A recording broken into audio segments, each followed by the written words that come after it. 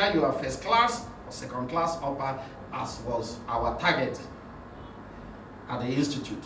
Either first class or 2-1. Beyond that, you have to struggle, except in rare instances when we talk about federal character, as the case may be. So we talk about how much information about the organization do they possess at the time of their interview. Any novel idea preferred by improving the organization by a candidate during interview. So not just that you know the statutory functions extant as they are, you can also think of how to offer a positive way forward, which is also not contained. So people coming in can give an idea to leadership how to improve, because there's no statute that is stagnant. You want to improve your law at any point in time. I'm sure that as it is now, maybe management is tinkering with some aspect of your law that you want to be amended, and so that you can improve one thing or the other. Those kind of things can come from somebody you are interviewing, and your mind has never, been diverted to that point. The search of loyalty, I say, should extend to promotion of staff, either through examination or interview. I don't know what your procedure is here, whether you go through the normal process of examination or interview, as the case may be, but again, to a very large extent, it helps you to determine the loyalty of staff and those who are really working hard. Any staff who is loyal to an organization is not driven by pecuniary consideration, but by higher values of service, dedication, achievement, and pursuit of excellence, higher values. It will always come. Those pecuniary considerations will always come. In the days when I was at the corridors of Ministry of Justice, people will always say, coming up the ladder is not too rosy. Once you hit the directorate level, all those things that you have missed all the years, you can gain them in 2 years.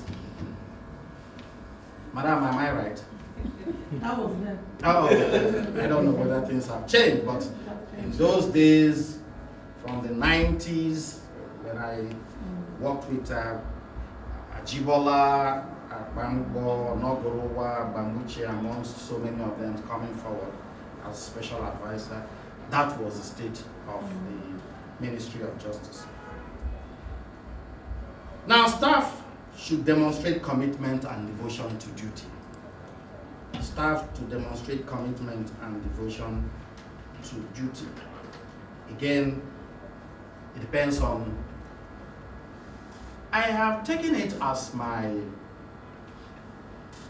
mantra now to also speak along that line, but people tend to identify clearly with that. But it is not my own innovation, it is not original to me. Incidentally, it was my daughter who mentioned it to me. When I told my daughter that I'm talking about work ethics area, that my daughter completed her PhD in law from Warwick University and is already lecturing as an assistant professor in Lincoln University in England. And I told her about this, and she was quick to tell me, Daddy, people no longer work hard. People work smart. People no longer work hard, people work smart. And I tried to engage her to a very large extent in trying to draw a line of distinction between working hard and working smart. And at the end of the day, I felt that, yes, people can still work hard, working smart, but clearly there seems to be a clear distinction and a dichotomy, especially in this age of technology. Maybe carrying all the file in the world and doing some of this tedious work without necessarily making headway. But somebody can just sit down quietly in one place and able to assemble and gather things and then achieve a result that is even beyond recognition. That may well be working smart. But even at that, you have to push yourself in terms of working hard in order to even work smart. So I don't think that we can be distracted by that distinction or dichotomy as the case may be. Specific indications or indicators of work ethics. One is punctuality. Punctuality is very key. In anything you do, punctuality. Those of us who are lawyers, you have to be in court before 9 o'clock, or the court will sit without you. And in any other thing you do, for us to know that we are serious-minded faith means that you must be in office or in any other place for that matter. Punctuality is key. Discipline is not something that anybody should also joke with, as the case may be. Discipline is very, very important. So those two for me are clear indicators, apart from any other thing that we want you to do. I've talked extensively on this issue of my papa work. Then team playing. We have said that you operate in clusters, sectorially and zonally, as the case may be. To be a team player is very important. And wherever I go, I make this point too. When we talk about working as a team, for God's sake, well, I'm not begging for you people to be friends. It is immaterial whether you greet yourselves in the morning or not, that's not my business, but the job must be done. Do my work, and after that, you can continue keeping malice. That's your business. It's not my cup of tea. But again, it's a way of trying to let you know that whether you say good morning to somebody or not in the morning, the work must be done. The work is not predicated on whether you are friends or your enemies. Work is predicated on the level of productivity you're able to achieve at any point in time. So team play, teamwork is very, very important in any organization. And any organization that does not emphasize it is likely to atrophy or obviously perish in underperformance as the place must be. I used to have my predecessor, and that's in office. I came into his office and I told him that, look, I saw your driver, your PA, and your secretary, they were all quarreling and all those kind of things. He said, Prof, don't you know that is better? The more they quarrel, the better for me. They cannot gang up against me. As a chief executive telling me this.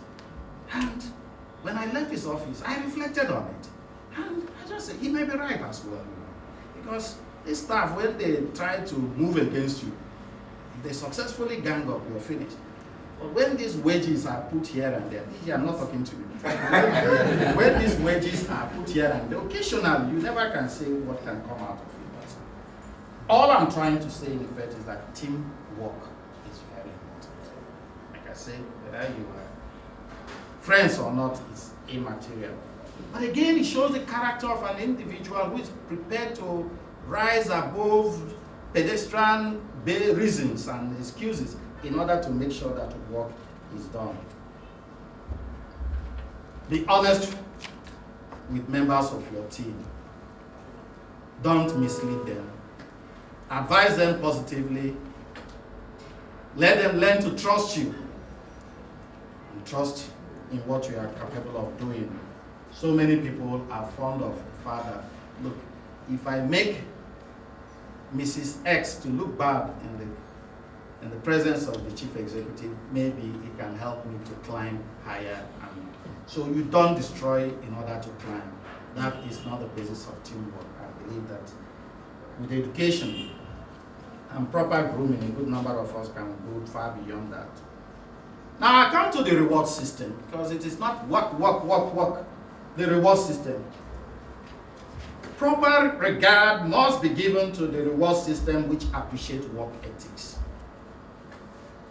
If you do the work and nothing seems to be coming, there are instances where you do that without reference to pecuniary considerations like I mentioned earlier, but of course people look forward to the reward system. And this reward system includes promotion. Am I promoted because I work hard enough? Capacity training. Am I nominated for training because I have shown capacity to do job and do them very well? Office appreciation through merit awards, other forms of recognition, and higher responsibility. I was at NTA last week, and I could see, best newscaster of the year, all dotted around their post-mortem. They call it post-mortem. Their post-mortem room. So, if I am good enough to be the best staff for a particular period, what are the likely rewards that will come from it? If there's the next capacity building training, maybe in Germany, am I likely to be nominated? Not because I'm a friend of the DG's wife's family, but because of what I've been able to achieve, which obviously can be rationalized as the case may be. Lack of recognition, appreciation, or motivation kills initiative, commitment, loyalty, and enthusiasm. And the aspect that I want to take seriously is the issue of initiative. Initiative. Because we're all students of English language, we understand what initiative. But in this context, in the initiative we're talking about, that not just creativity per se, but that capacity to reason out of the box when the need arises. We must groom staff in such a way that they have the capacity to reason out of the box, so that people are not pigeonholed in their way of reasoning.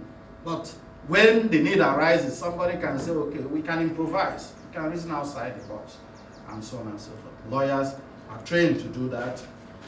But again, I don't believe that it is something that should be the fixation of lawyers alone. Other people must learn to reason out of the box on their feet. So that it is that determines the best and the brightest from the others. Capacity to reason out of the box when the need arises. Promotion out of turn has proved a veritable reward system. Well, promotion out of turn has proved a veritable...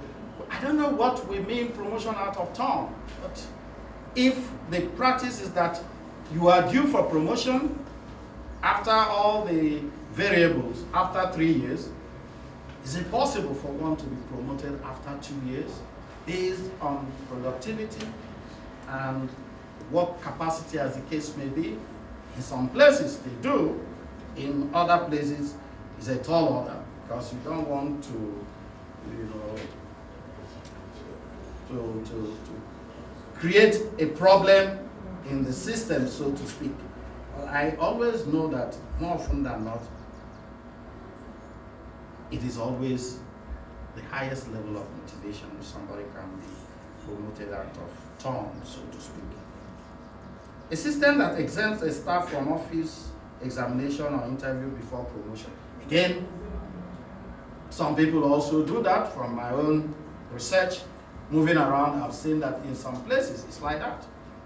That a staff has so distinguished himself or herself that to the extent that people can say, no, we did not subject you to, quote unquote, the indignity of writing an exam or going for an interview. Because from what we have seen, you obviously is above that. Inextricably intertwined with the concept, with the reward concepts, is the concept of wage earning. Reasonable wage structure on its own engender great work ethics, makes a staff to be relaxed and more focused. I don't know what your wage structure is like, but if the faces I saw this morning as I came in is anything to go by, I believe it is quite reasonable and highly appreciated.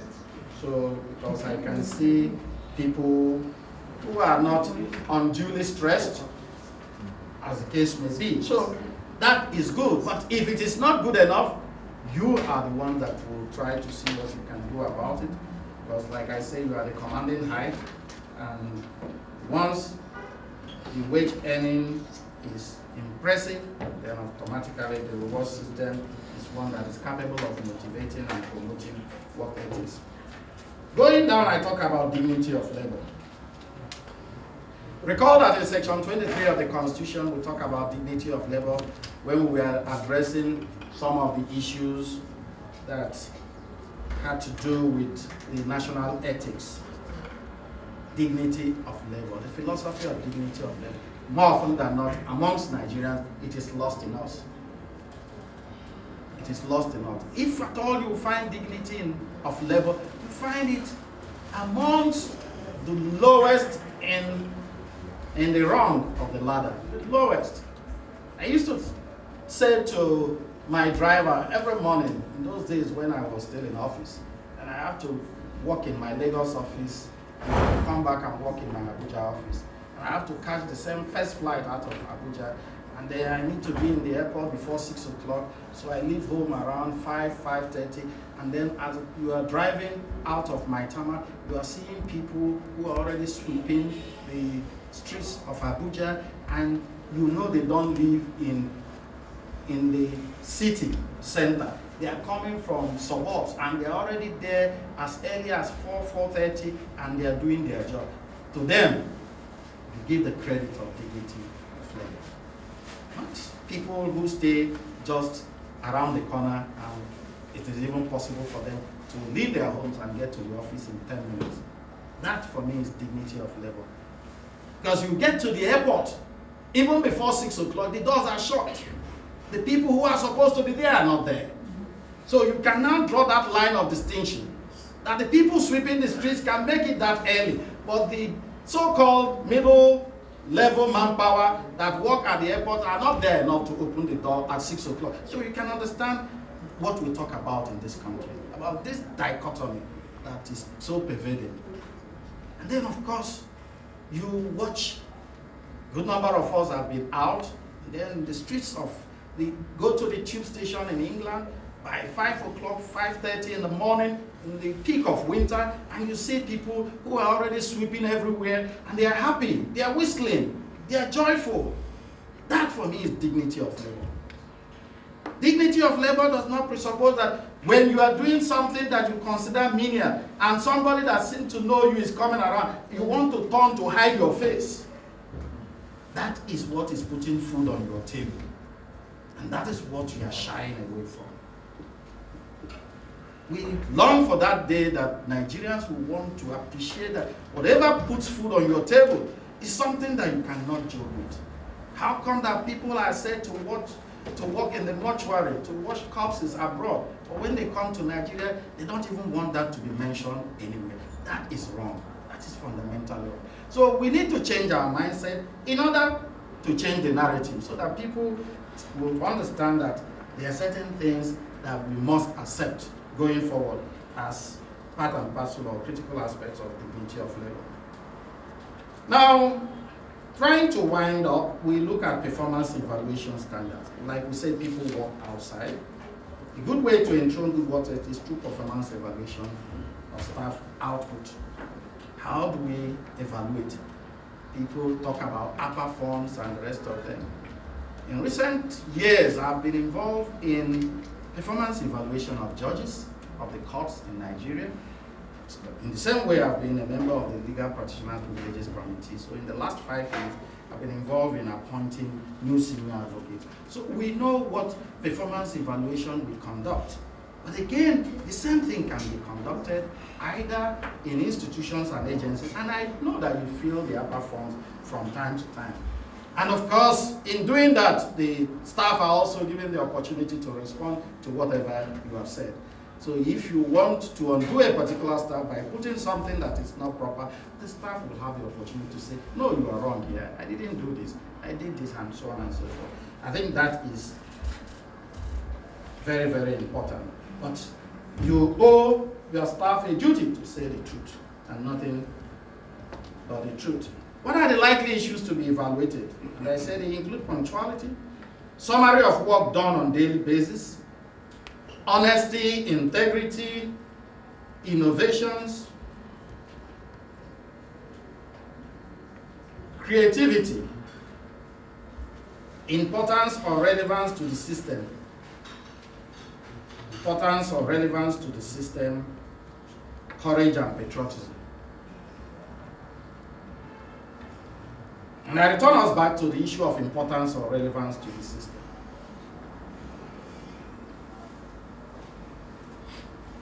For me, there's a way you carry on in your workplace. There's a way you carry on in your workplace, and that for me should be the ideal. Carry on in your workplace in such a way that when you are not there, your boss will think that there is something missing that is fundamental. If you are not in that situation, forget it. You are not there yet. But when your boss will think that, oh, Mr. X is not there, Miss Y or Mrs. Y is not there today, then there is a problem somewhere. Then you belong to that system. So you have to work in such a way that your importance or your relevance in your workplace is not something anybody should gloss over. It's very, very important. I remember in those days when I was in Ministry of Justice as a special advisor to the Attorney General, it wasn't. The head of state, because we obviously work with the military before, the head of state will want a speech. And Chief Abamuche, Attorney General of the Federation, will just be thinking of how can we knock out a speech immediately. And they are looking for me. Even when we were at The Hague pursuing the Bakassi case, I was a member of the team. I will be called upon to prepare a speech and mail it back for the head of state to read in less than 24 hours. So you become so important to your organization that people cannot afford to toy with you. That is very important for anybody. Whether you're a director general, whether you're a director, whatever you are. You have commanding heights all over. Those who are supervising, those who are supervising, those who are supervising. Have you done it in such a way that people will want to say, without you? Then I've talked about courage and patriotism. That can be demonstrated in many ways than one. Then monitoring. Performance evaluation, monitoring. Whilst performance evaluation is based on record or reports, monitoring is based on job assessment, basically in the field. So do you have your monitoring device? How do you set it up to closely report on how they work and their general modus operandi? The statutory functions of the organization will be a template for assessment. Statutory functions of the office should be the template for assessment.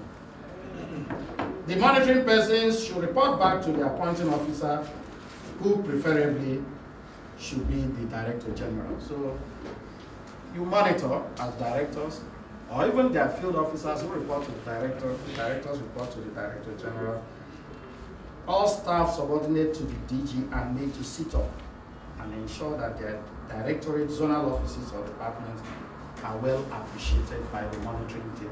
Now even courts, not just evaluated, courts are being monitored. Chief Justice of Nigeria set up a team led by a retired justice of the Supreme Court. They go and monitor cases, places where EFCC conduct their cases to see how things are done. Initially, lawyers were opposed to it, but after a while, we said, okay, without interference, without intimidation, yes, we can monitor these things so that we know whether the judge is being dispassionate about the proceedings and how punctual does he or she sit among so many others. So monitoring is something that can take place anywhere. So the fallout is that all hands must be on deck to guarantee efficiency and effectiveness, and with this comes higher productivity and exemplary work ethics. So coming to the end, I said that work ethic of staff is the engine or catalyst for growth of any organization. No organization can progress with ill-motivated staff and badly rewarded staff. But staff should learn to accept that work ethics is critical for career enhancement and progress in the organization. All staff of Nesrea should therefore come to appreciate that collectively they can make or mar the organization. Value added and value chain is critical to any organization. Most importantly, supporting the leadership is fundamental in meeting the targets of management for the short term medium-term and long-term action plans of the organization. Once more, Director General, I must thank you for this opportunity. I'll wait for questions as the case may be.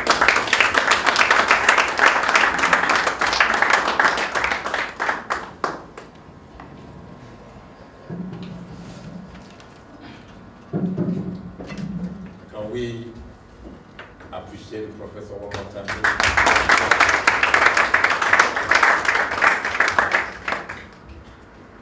This is why it's good to be a professor.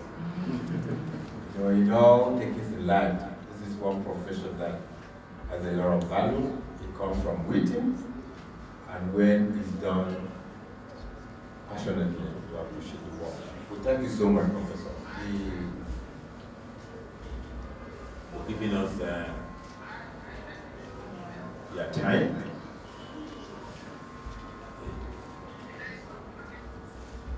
Your knowledge, your expertise, and your experience. I mean, this is not something we can put a value on.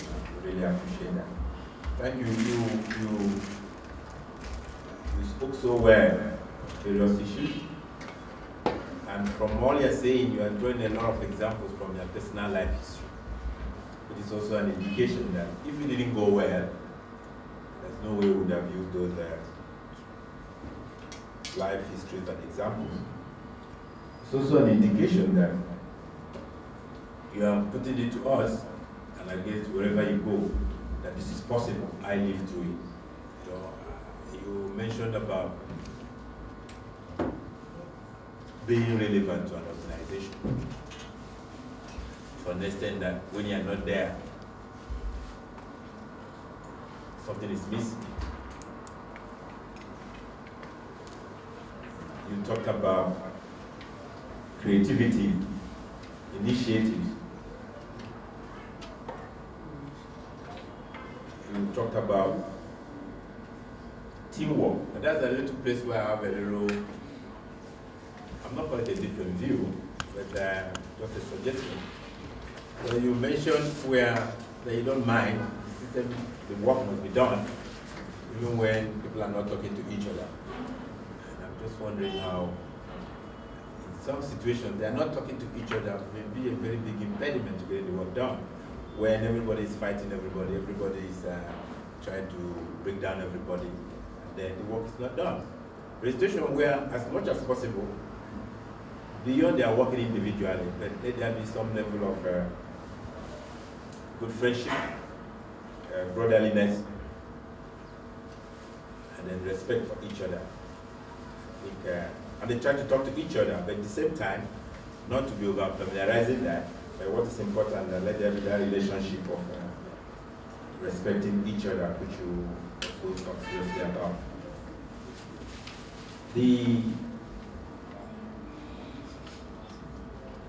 Another issue you raised here, I'm going to throw it